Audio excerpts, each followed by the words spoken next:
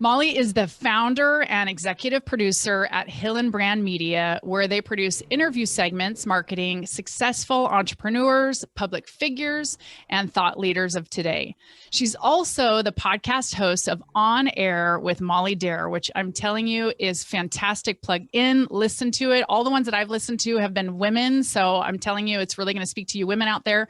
And she is a sought after speaker on both entrepreneurship and women in business. And she is a mom to two beautiful girls, Caroline, right? Carolyn. Carolyn. But she gets Caroline all the time. Dang it. Carolyn and Sophie. My dear, thank you so much for joining us on the show today. Oh, Arwen, thank you so much for having me. I've been looking forward to this. Oh, me too. It's always neat when people that you don't often see end up connecting you with other people because they go, wait a second, I know you and I know you. And I think the two of you need to know one another. So yes. That's definitely what happened. I love that. Yeah, me too. So you brought a song for us to add to our Overcomer playlist. What song was that and why did you pick it? Okay, so I love listening to Roar by Katy Perry. It's kind of my pump me up, song. And my favorite part of that song is, and I'm going to spare you my voice. I will not do that to you today. But I got the eye of the tiger, a fighter dancing through the fire. I relate to that on so many levels, and I think a lot of women do. And every time I hear her sing that line, it just hits me. Yep. I love that one. That's on my playlist. And then Firework is another really good one of hers too. She's got a lot of good ones. Yeah, and those power vocals too that just make you go, yes, I can. Oh yeah. This. Yeah, good words too. No, I love that. So in episode 20, I'd actually talked to a girlfriend of mine, Kristen Brokaw, and she was alluding to, well, we were talking specifically about her having inhaled mold. This was something she was not feeling that great, that's more kind of ironic part of it. She wasn't even feeling that great. She went down into her basement and started ripping up the floorboards, and it released this toxic mold, which she didn't know at the time, but affected her eyesight and eventually led to almost near blindness. Total crazy story. It's amazing. But she was also talking about during that time that there was a girlfriend of hers who had battled Lyme disease. And a lot of the things that Kristen had done to really help heal herself to a degree from the toxic mold and stuff, her girlfriend had done a lot of those things, that it was a really, really significant physical issue that she dealt with. And I know that it's something that you had dealt with in the past. So why don't you kind of take us all back there a little bit and tell us what happened? And that's a great place to start in my journey, because that's really where my entire drive has come from. And I'll explain why in a second. But, when I think it was 12 years old that I was diagnosed with Lyme disease. I was in 7th grade. It was very artsy at the time. So I went to this art camp every summer, and we would sit by the creek and draw. Turned out that it was infested with, these ticks. A few of us actually got sick that summer with Lyme disease. At first, they thought it was meningitis. It came on pretty sudden with a high fever, stiff neck. I was tested for meningitis, which is what they thought it was, because Lyme disease back then, I'm 42 now. So when I was 12, we're going back 3 decades. It was just coming out, right? People didn't know being what the first people were thinking of. But eventually reached my body to where it was, I had they say that it's the bullseye mark, right? It's the giveaway. Well, I had them all over. Wow. I couldn't move from my neck down. I literally couldn't move. It was then that once they saw the bullseyes come, they knew what it was. And so when they bullseyes, like things on your body? Yes. The rash that shows up for most people who are infected, you will find that, and it occurs after the symptoms, which is also tricky, that it looks like a bullseye. Wow. And I had them on my back. I had them all over. And so, I had a pretty severe case of it. And again, they didn't know much about it. So they put me on the regular kind of course, the amoxicillin or whatever it was at the time. It got better, and then it kept coming back. So during this time, it ravaged me. And I couldn't, in the 7th and 8th grade, your middle school years, all you want to do is fit in, right? Geez, yes, it's like all you want to do is hang out with your friends and do the activities and go anywhere. Every day was a struggle for me to even get through the day. You're so exhausted. You're in pain from neck to bottom. So physically, it ravaged me. And I was on every testing medicine you could imagine, some with crazy wild side effects. So this went on for about a year until they realized they had to take it up a notch. And then they started treating me intravenously. So then I had to go to school with an IV. So you can imagine being in 8th grade and being the girl with the IV pole and how that. And did you go to a big school, like a big public school? So no, I went to an all girls private school. So I didn't have the boy issue, but where it did come to play is, the school dances, right? We had these school dances, and I'm going to tell you the story. I look back and I'm like, oh my gosh, Molly. But my friends felt so bad for me at the time that they came over, because I missed all the dances. I missed anything that was anything really. All I could do and all I had the energy to do was to get through school. So was it the lack of energy, or were you not even really allowed? I mean, well, you were going to school, so you weren't like in a fear that you were going to get some sort of other contagion that was going to add to it. No, it was more of, I felt lousy. And I mean, when I tell you, every joint in my body hurt. And so the focus and energy that I needed to get through the day took all of my energy. So I didn't even have the energy, even if I wanted to go somewhere after school and hang out with my friends, I couldn't. But my friends finally took pity on me by, middle of my 8th grade year, and like, Molly, you're coming with us to this dance. And God bless my friends who came over. They did my hair, and me and my little IV went to this dance. I can only imagine. And they got this poor boy to come and dance with me, and I can only imagine. But I thought, looking back, I'm like, that was so sweet of him. So sweet of him. You were probably mortified though. I was so taken aback. I don't think I even knew what to think. I just felt bad for this poor kid who's probably going to be teased that he was dancing with this girl with the IV pole, and if I could find him now, be a great man. I'm sure he did. And I wish I could find out who he is now so I could thank him for that. But my friends really rallied around me, but it got to the point where I ended up at CHOP, the hospital of Philadelphia. And I had tried every single medicine there was out there. They could not get rid of it. And they said, Molly, we have one last thing we can give you. It's going to destroy your heart, destroy your liver, destroy your kidneys, but we think it might help get rid of. And I turned to my parents and I said, I'm done. I am done. Whatever happens at this point happens. At this point, it had not only affected me physically, but it had gone to my brain. And many people who suffer for Lyme disease for an extended period of time will tell you how it creates kind of like a brain fog. And for me, it affected the synapses. So I had words in my head and I couldn't speak. Wow. And so it kind of slows down kind of the synapse. Yeah. And so I couldn't talk really. And this was how many years? I suffered from 7th, 8th, and 9th grade. So 12 through 14 years old. Okay. Really where you don't want to stick out at all. Gosh, no. I thought I had it bad because my clothes were handmade. I didn't have an IV pole I was dragging behind me. Gosh, yeah. What I realized, and we'll get to this, is a lot of life lessons were taught to me during this time that I keep with me to this day. But in this moment where I looked at my parents and said, I'm done. Whatever happens, happens. If I die, I die. If I literally was at this point where I had been under medicine IVs sick for 3 years and I was just done with it. I just wanted to be a normal kid. And I said, can we just take a break? And my daughter's been I'm sorry to interrupt you, but I'm thinking as a mother, it's one thing to be the patient because you're the one who's battled it and you've kind of just reached your point. But what was it? I mean, what have your parents said about what was that like to hear their what you said you were 14-year-old articulating that? Yeah.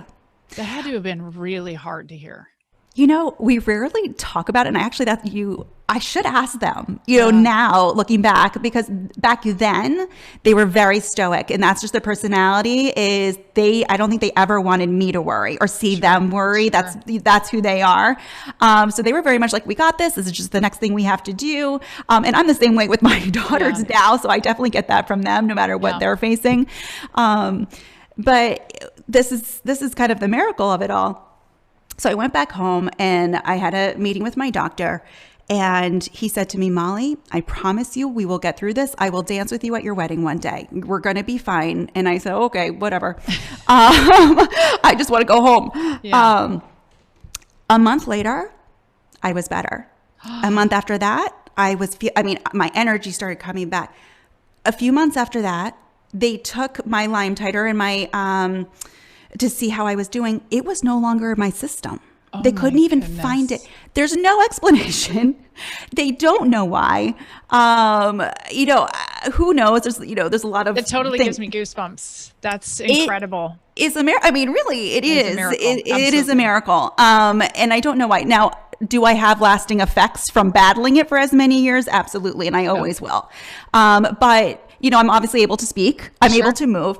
And the reason why. You can put together a sentence. I can put together a sentence. You can find the words. I'm finding the words, but I still have there's times like I definitely feel the effects of it for sure. I had to relearn kind of everything.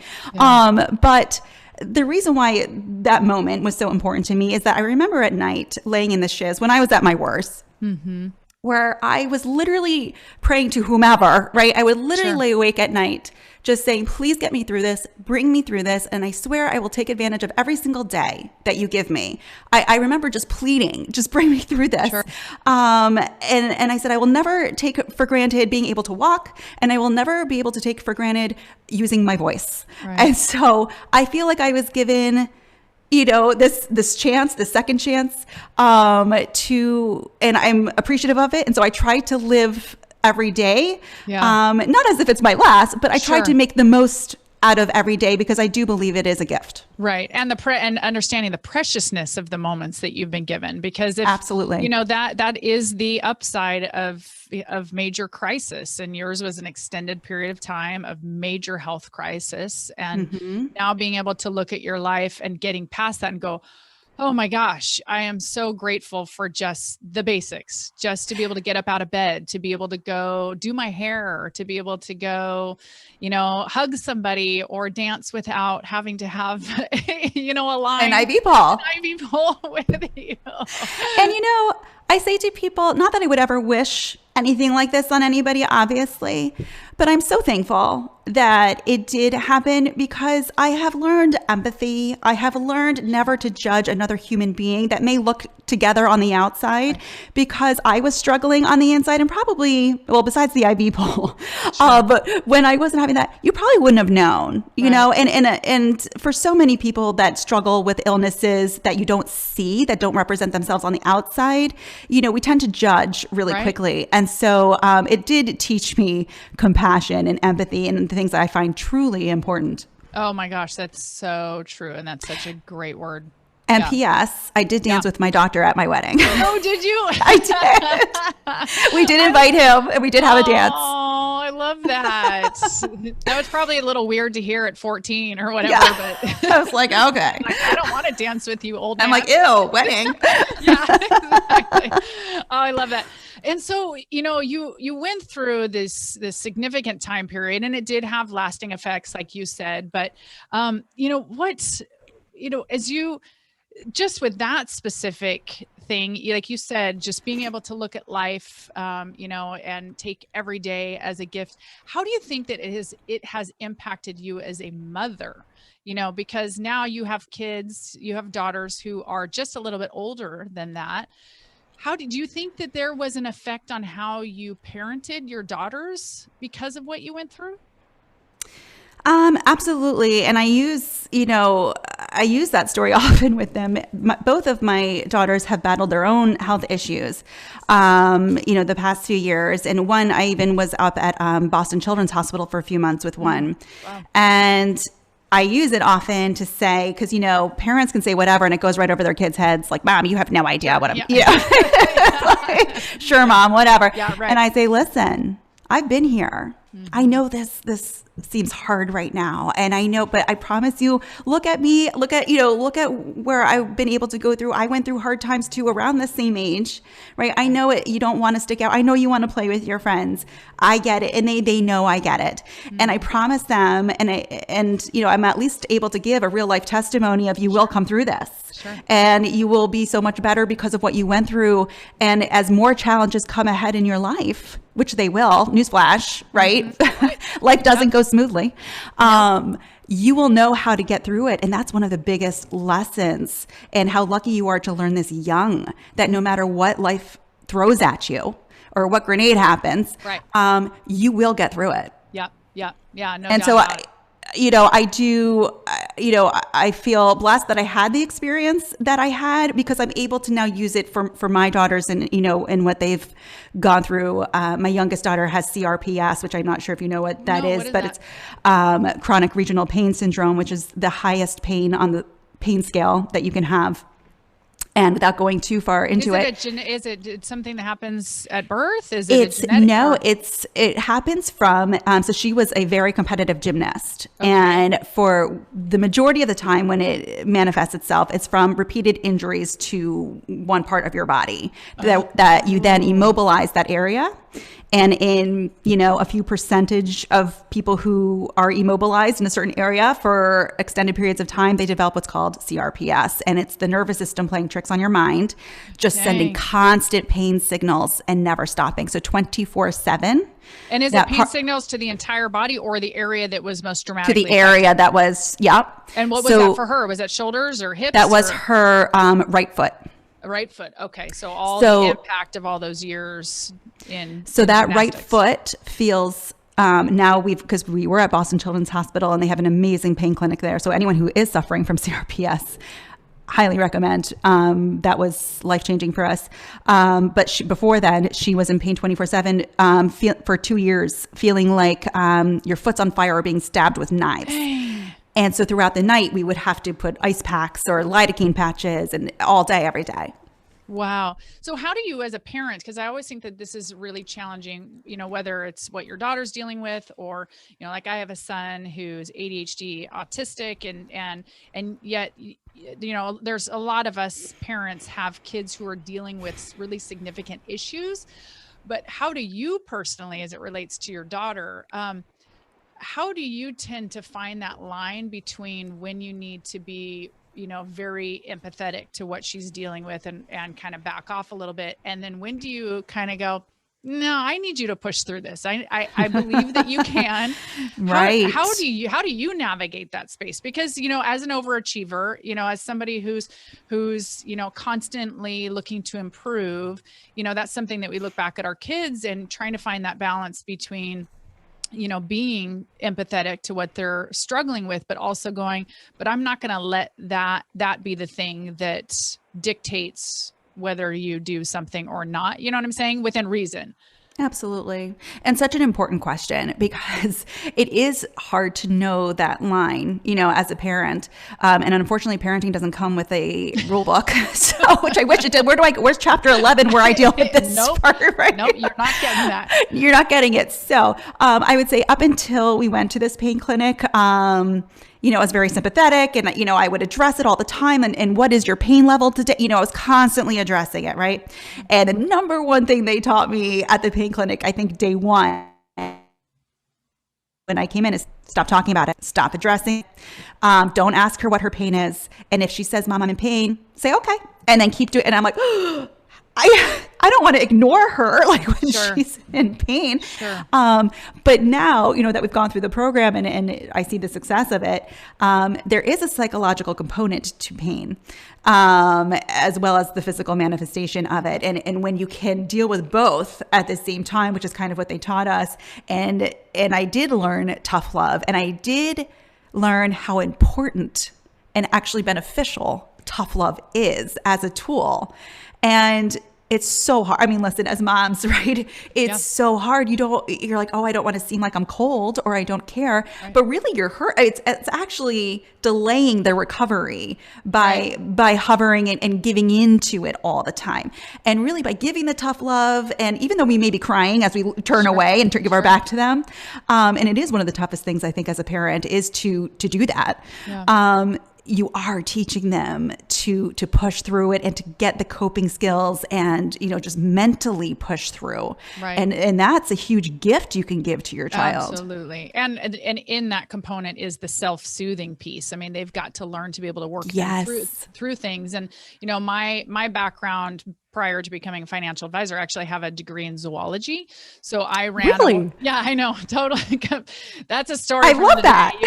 Episode 2, it tells you that. And I think episode 6 also talks about my cougar attack. But, oh, wow.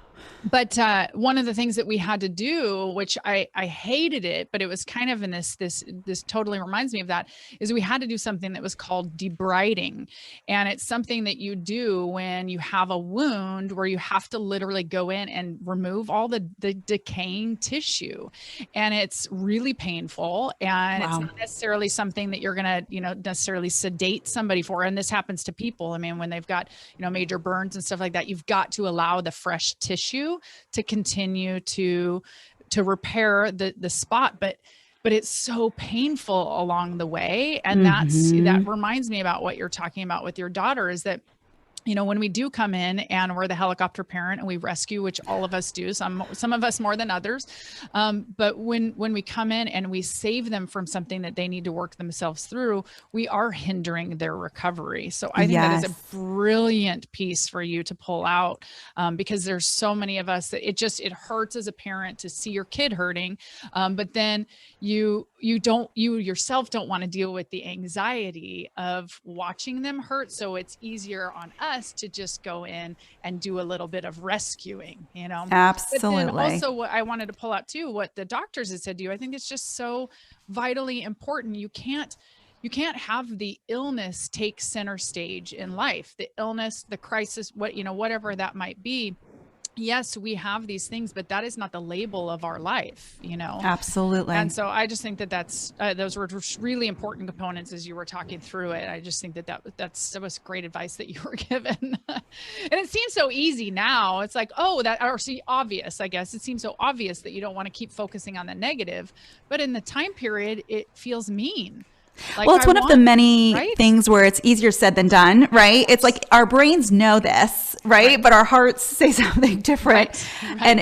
And we so want to take the easy way out a lot of times, but really, it just prolongs it. Yeah, of course. No, totally agree. So when you look back for you personally, in this experience that you went through over many years as a child, as a junior high student, that age where we so desperately want to fit in, what were some of the biggest things that you took away from living through that?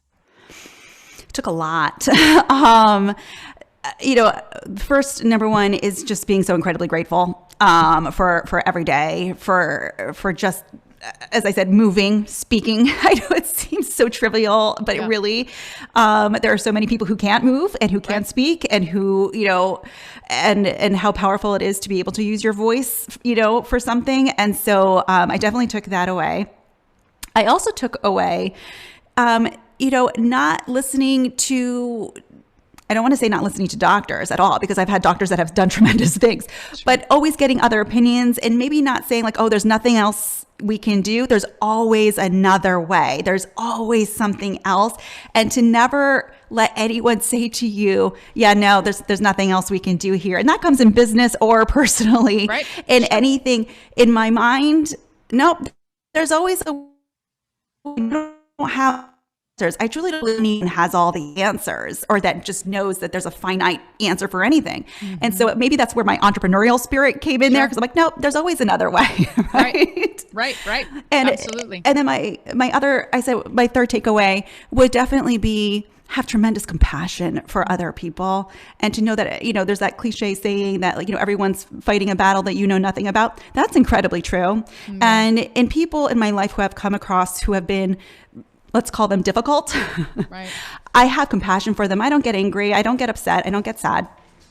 I have tremendous compassion because they're probably battling something. If they're that angry or that, whatever it is that's manifesting, that's coming out towards you, it's not about you. Right. That was a harder lesson that I learned kind of down the road, I would say, because I used to take things very personally. Yeah, sure. But just over time, as things went wrong in my life, and I saw how I reacted sometimes when my day wasn't going so well, when people strike out at you or unleash whatever it is, it's really them. Right. That they're kind of, misrepresenting or putting onto you. And I think that was another big lesson for me. Yeah, no doubt about it. Before I get into the rapid fire 3 questions, I'm curious because I know you really reach out to women and serve a lot of women in your community and just have a great deal of desire to help support and encourage women. And so I always like to ask, what does women encouraging women look like to you? Great question. And I was just having this discussion the other day. I just joined Clubhouse and started doing a series on there. And one of our topics that we're going to be covering is women supporting women. And what does that really mean? No way. And so I love that you asked that question because it's different, right? So people have different definitions of what that is. And I've run into some obstacles sometimes where women feel that you should support them irregardless, right? And that women supporting women is when you're supported by another woman. To me, women supporting women is when you're supporting another woman, even if it has nothing to do with you, even if you get nothing in return, you're doing it out of rooting for that person, cheering for that person. It comes from a very genuine place.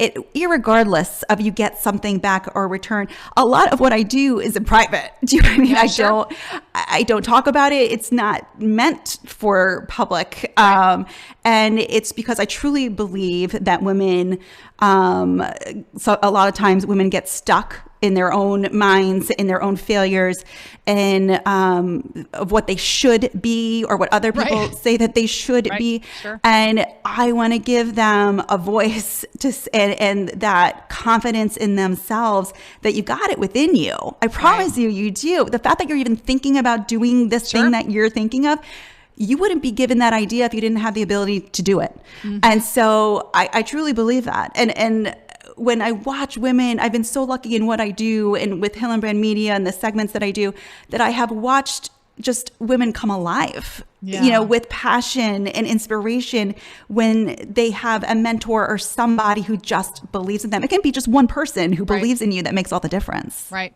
Oh, absolutely. That's why you can ask a kid, about a teacher they had in 2nd grade. It's like, that's the teacher. They know them by name. They're going to remember them. It can be one person who absolutely changes the trajectory of her life. And I think that's brilliant. I think exactly what you said. I would emphasize the fact that you said, even if they're not doing something for you. And it's not, the motto that we live by as a company, especially because we serve predominantly women in our community, is I'm here my one job is to leave you better. That's it. If the emphasis is that I'm going to receive something from you, that you're never going to truly be in relationship with somebody. But if you go in with only one intention of leaving somebody better, like what you're saying, I'm here to encourage that one woman, whether I receive anything in return, the return is going to come. It might not come from her. It's going to come at some place down the road. But if the intent is always to get something back, there's always going to be an underlying negative piece to it. And that's, I think that's the really important component about what you said. That's beautiful. Yeah. Very brilliant. So rapid fire, the final 3 questions. Okay. So what would you say is the best piece of financial wisdom that you've been given? Diversify, diversify, diversify. Hi, that's a good one. I haven't heard that from all of my guests. So what does that mean to you? I think I'm trying to remember if it was my father or, my father always loves to give me, financial advice, and he's had great success, obviously, in the financial world. So I take it. Sure. But it's not to put all your eggs in one basket, right? And to diversify and also it's, that goes with my interest. I'm just someone who's interested in so many different things, and it's good not to pigeonhole yourself into this one thing. Sure. And I find that when you are invested both emotionally and financially in something, you take more, what's the word I'm looking? You take more pride in it. You want it to work. You want it to succeed even more, and so you work harder for it. Mm-hmm. And so I definitely diversify where I invest. I love that. That's great. That's really good advice. And then what's a favorite book that you have and why? Oh man, I have a lot of favorite books, especially since I started my podcast and my amazing guests, and yours included. And I love. I would say the last book that I read was actually Mae Musk's autobiography, which is incredible. If you want to read a book about an inspiring woman, single mom, who obviously raised some amazing entrepreneurial kids herself, but she's got her own incredible story and really was Elon's mentor. So if you want to know, if you think Elon's incredible, then you should learn about his mother who taught him. And what's the title of the book? Is it just her name? It is A Woman Makes a Plan. Ah, hey there. Yes, she does. Yes, she does. I love it. That's a good one. I'm going to make sure I pick that one up. And then what's a favorite quote that you love? Oh gosh, there is so many. I actually posted, I think, when was it, yesterday? I had just seen, and the words stuck with me. So bear with me as I bring it up real quick. Yeah, absolutely. But it just hit, sometimes you see words and it just hits you in the right way and you're like, yeah. But it said, to the women who are labeled aggressive, keep being assertive. Bossy, keep on leading. Difficult, keep telling the truth. Too much, keep taking up space. Complicated, keep asking hard questions. And I loved it because so often we're all labeled this, that, and the other, and we take it as a negative connotation, but it's not. Right. Keep being that person. If that's how you're made, run with it. That's right. That's right. Absolutely. Do you? My husband's like, oh, don't say that. I'm like, hey, but it just works. But it is. Be you, do it unapologetically, walk in your gifts, and you just can't spend your time. I have spent my life worrying about what so many people think about me. And when you finally get to that place of freedom where you're like, I'm just doing this because it just feels like it's the right thing for me to do in the season of life that I'm in. And it's amazing how people respond to that. Yes. When you actually just walk in your own truth. So I loved 100%. It. I saw that post. I'm like, woohoo. And I'm too. Yes, right. We're all perfectly imperfect. And I think that's wonderful. Absolutely. So how can listeners get a hold of you? What are some of the great things that Molly has? So I have a website that kind of encompasses all I do, which is easily mollydare.com. I'm on Instagram. You can follow me there at Molly Dare. My podcast, which is On Air with Molly Dare, and which we have a lot of inspiring stories of humans doing incredible things, but not just who are doing incredible things, but also who have overcome significant battles throughout their lives. Yeah. And then, of course, Hillenbrand Media is my business where we produce the segments. I love it. I absolutely love it. Well, you are such a blessing to me and to so many people. And I am thrilled that our wonderful friend Eric put the two of us together, because even from all the way to Florida, from Seattle to Florida, it feels like we have met. And, I just appreciate you just coming on and being vulnerable and going back to those time periods in life that were challenging, and just being such a light to so many people around you, and giving them permission to do the same. So thank you for that. Oh, thank you, Arwen. I'm so honored to be here. Thank you. You're welcome.